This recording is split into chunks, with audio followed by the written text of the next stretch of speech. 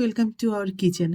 যেহেতু বড়ইয়ের সিজন চলছে এখন, তো আজকে আমরা তৈরি করব বড়ইয়ের একটি টকঝাল মিষ্টি আচার। তো চলুন দেখা যাক বড়ইয়ের আচার আমরা কিভাবে তৈরি করি। প্রথমে বড়ইটিকে আমি ধুয়ে নিয়েছি। এখানে আমরা ব্যবহার করছি হালকা শুকনো কুল। দেখতেই পাচ্ছেন এটা কিন্তু পুরোপুরি শুকনো না, এখানে এটা কিছুটা নরম আছে এখনো। তো এই ধরনের কুলের আচার খেতে খুব ভালো লাগে। প্রথমে আমি গরম পানি দিয়ে দিচ্ছি।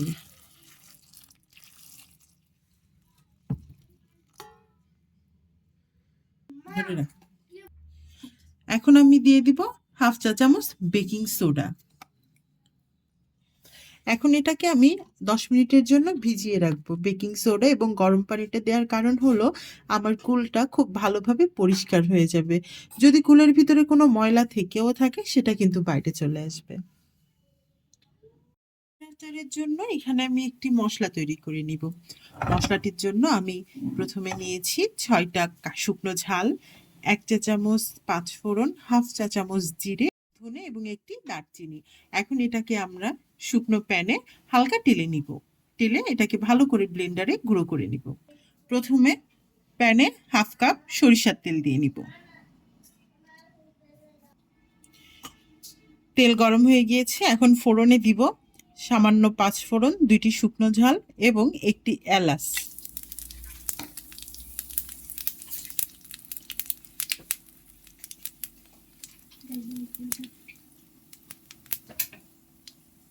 এবার দিয়ে দিচ্ছি বড়ইটাকে।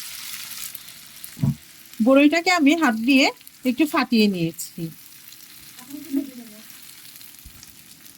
এখন এটাকে একটু ভেজে নেব।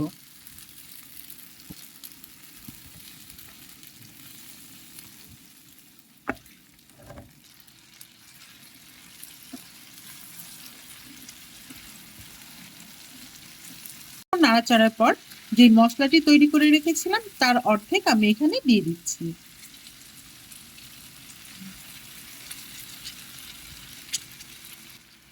ফুলটাকে সিদ্ধ হওয়ার জন্য আমি দিয়ে দিচ্ছি হাফ কাপ পরিমাণ পানি।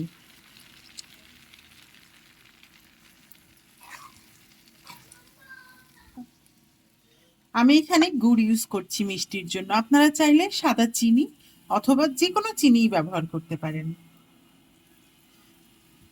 দিয়ে দিচ্ছি 1.5 কাপ পরিমাণ গুড়।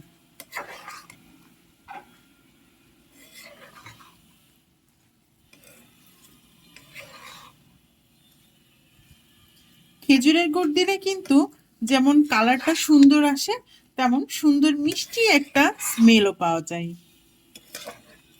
এখন আমি এটাকে 10 মিনিট ধরে রান্না করে নিব। ততক্ষণ গুড়টাও শুকিয়ে আসবে এবং এর মশলাগুলো বড়ির ভিতর খুব ভালো করে ঢুকে যাবে। দিচ্ছি 1 চা চামচ লবণ। দেখতেই পাচ্ছেন কি সুন্দর একটি কালার এসেছে এবং গুড়টিও সম্পূর্ণভাবে শুকিয়ে গিয়েছে।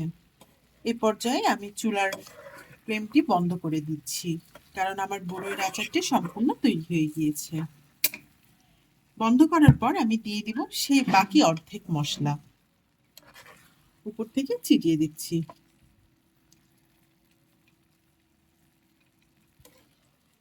এটাকে আর বেশি একটা নাড়াচাড়া করার দরকার নাই, মশলাটা এর সাথে মিশতে থাকুক, এভাবেই রেখে দিচ্ছি। তো আজকের মতো এই পর্যন্তই।